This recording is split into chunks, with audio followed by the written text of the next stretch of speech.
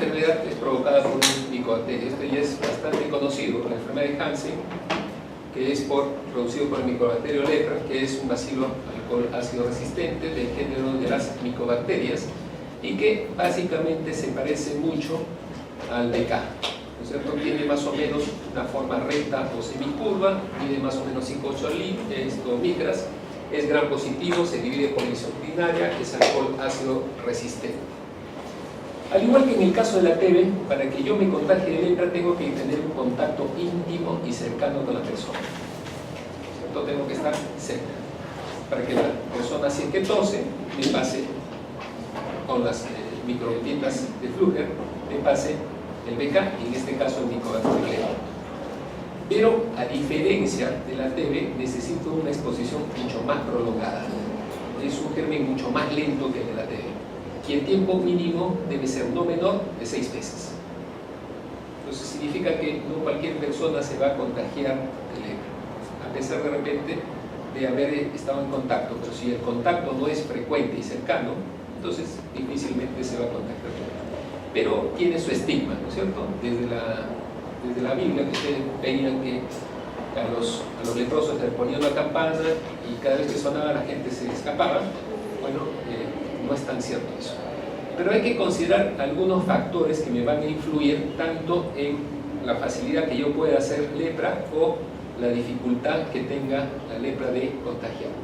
Por ejemplo, un factor de resistencia es el factor N de Rodmer.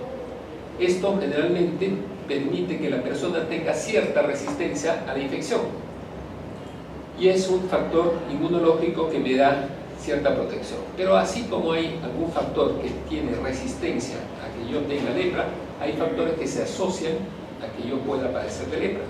Y hay algunos factores genéticos, como algunos genes que están acá, que si los tengo, me dan la susceptibilidad de hacer lepra. Este es un mapa a nivel mundial donde veo que la mayor parte de los países que tienen lepra están en el trópico, están en los países subdesarrollados. Como ven ahí, en color rojo, es los sitios de más cantidad de lepra. Vemos Brasil, vemos la India, Bangladesh, Namibia, pero si vemos en color verde, en los sitios donde hay poca lepra. En el Perú está de verde, pero recordemos que en el Perú tenemos siempre un subregistro. Y además recordemos que la mayor parte de los leprosos no está en la costa, no está en la sierra, sino en la selva. Y a veces es difícil de ir a los caseríos donde están estas personas, por lo tanto muchas veces no se reportan. Pero así y todo, la cantidad de gente que tiene lepra en el país es baja. Y la mayor parte de gente, como hemos dicho, al igual que a nivel mundial, está en la selva. Y básicamente la zona de Amazonas y de Loreto. Nosotros vemos acá un cuadro y vamos a ver Ucayali, Loreto van punteando lo que es la estadística. Y si nosotros vemos el tipo de lepra, hay dos tipos, el paucibacilar y el multibacilar. Ya vamos a ver más adelante en qué consiste cada uno de esos, pero básicamente en el Perú predominan los multibacilares.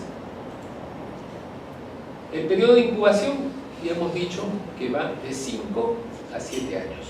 Y el contacto para que pueda yo tener la enfermedad, ya hemos dicho que es no menor de 6 meses. La clasificación, hay diferentes tipos de clasificación según el espectro de síntomas que tenga el paciente con lepra. Tengo la clasificación de Ridley-Jopping, que dice lepra indeterminada, lepra lepromatosa, tuberculosis y la borderline. Y la clasificación de la OMS, que es la que más se utiliza, es la paucibacilar y la multibacilar. La paucibacilar significa que debo tener entre 1 y 5 lesiones cutáneas, mientras que la multibacilar obviamente es más de 5 lesiones cutáneas. ¿Qué cosa es la lepra indeterminada? Como dice su nombre, es difícil de reconocer. ¿Por qué? Porque no tiene una característica muy propia de la lepra. Lo único que voy a tener, ¿qué cosas son? Manchas hipopigmentadas, que a veces pueden hacer confundir a la persona con que tiene un vitíligo o tiene una micosis. Esas manchas generalmente aparecen en forma tardía, después de varios meses de haber tenido contacto con la enfermedad, y generalmente son lesiones que no tienen bordes definidos, pero sí se diferencia del vitíligo, se diferencia del hongo en que la sensibilidad en esa zona va a estar alterada. Por lo tanto, si yo pincho en esa zona con una aguja, el paciente no va a sentir dolor. Y ahí tenemos las lesiones, tanto en el brazo como en el tórax. La tuberculoide es una enfermedad donde no solamente voy a tener manchas, sino también ya placas. Las manchas y las placas pueden ser rojizas, a diferencia del otro que eran hipocrómicas, acá son rojizas, parduzcas, y en algunos casos también pueden ser hipopigmentadas. Son de forma redondeada, ovaladas. Aquí los bordes sí son definidos. Y lo que muchas veces se ven en esas lesiones es que en el centro va a recuperar el color y se va a ir expandiendo. Esas lesiones muchas veces en el cuero cabelludo pueden producir alopecia. En el sistema nervioso ya hemos dicho que hay alteración de la sensibilidad y una característica es que los nervios se engrosan. Entonces, es decir, que pueden ser palpables. Una de las características es palpar el nervio engrosado. Y hemos mencionado la otra característica es las zonas de anestesia que hay por esa alteración. Y acá tienen un ejemplo donde están pinchando una lesión rosada de bordes definidos con una aguja y el paciente no se ha inmutado, ni siquiera se ha dado cuenta que le han pinchado. Estas son las otras lesiones que les estoy mencionando, de color rojizo. El borde es elevado, al centro es plano y el color va cambiando, se va normalizando en el centro y va siendo rojo en la periferia, lo cual podría confundirse con una tiña. La lepra dimorfa se divide en tres. Si se parece a la tuberculosa se llama dimorfa tuberculosa. Si es que no se parece a ninguna, borderline. Y si se parece a la lepromatosa será un borderline lepromatoso. ¿Cómo es el lepromatoso? Voy a tener las lesiones hipocrómicas, eritematosas, de diferentes colores, tamaños, y generalmente son lesiones que aparecen temprano cuando el paciente se infecta. La característica es que son amplias y son de distribución simétrica. En la lepra lepromatosa lo que va a haber es una induración de la piel, una infiltración, y esa infiltración de la piel es difusa, es generalizada y va a provocar nódulos. En los pabellones auriculares, en la cara, en la nariz, en todo el contorno de la piel. En las cejas, lo que va a haber, como hemos dicho que hay alopecia en el cabello, también en las cejas hay una forma de alopecia que se llama la maladrosis, o la pérdida de la cola de la ceja, que también lo vemos en sífilis o lo vemos en hipotiroidismo. La lepra lepromatosa generalmente es una infiltración dura de la piel que generalmente es indolora. Y acá tienen los nódulos, en un ejemplo de cómo se van formando esos nódulos en la piel infiltrada. Los nódulos pueden ser aislados o pueden estar agrupados, tienen diferente tamaño, y el compromiso, lo hemos mencionado nuevamente, del sistema nervioso, que en este caso es un compromiso de inicio lento pero progresivo. En la cara hay destrucción de los huesos propios de la nariz, con el colapso de ella, lo cual significa que voy a tener una nariz sencilla de montar. El ojo puede tener hidrociclitis, iritis, uveitis, y puede producirse lagoftalios. Esto es lo que ustedes conocen como fascia leonina y que les enseñaron en el curso de semiología. Miren la infiltración en los pabellones auriculares, nódulos que confluyen y hacen una oreja en coliflor. En la orofaringe generalmente hay infiltración a nivel de la laringe y el paladar, lo cual puede afectar muchas veces la voz. En el tórax puede haber ginecomastia. En tracto respiratorio muchas veces hay invasión de la mucosa, lo cual puede producir a la larga insuficiencia respiratoria. En el genitourinario puede haber atrofia testicular. ¿Cómo hacemos el diagnóstico? Básicamente con la exploración de la sensibilidad. ¿Qué sensibilidad? La táctil, la dolorosa y la térmica. Entonces tengo que evaluar mis dermatomas con cada uno de esas sensibilidades y poder determinar si hay un compromiso neurológico o no. Otra forma de ver es el test de histamina. ¿Para qué me sirve el test de histamina? Me sirve para ver si hay una lesión nerviosa postganglionar. ¿Y qué hago esto? Recuerden que la histamina es un un metabolito que se produce de los mastocitos, que me va a producir una picazón y me va a producir inflamación. ¿Y eso qué va a producir? Si yo inyecto histamina, va a producir una triple respuesta. ¿Cuál es esa triple respuesta? Primero hay una mancha rojita, que luego se incrementa tanto en intensidad como en tamaño, y luego aparece una roncha. Esa es la triple respuesta. En el paciente que tiene lepra, eso está alterado. No hay esa triple respuesta. También puedo hacer el test de la pilocarpina. ¿Para qué sirve eso? Para hacer sudar al paciente. Entonces yo puedo producir sudoración en un paciente si inyecto pequeñas cantidades de pilocarpina. Pero si tengo lepra, no va a haber sudoración. Este mismo test lo pueden utilizar en los pacientes diabéticos que tienen neuropatía vegetativa autonómica. Pero en la lepra también me sirve para hacer el diagnóstico. Entonces no va a haber sudoración. La reacción de Mitsuda, ¿en qué consiste? Así como la tuberculosis tiene su PPD, acá tenemos la lepromina.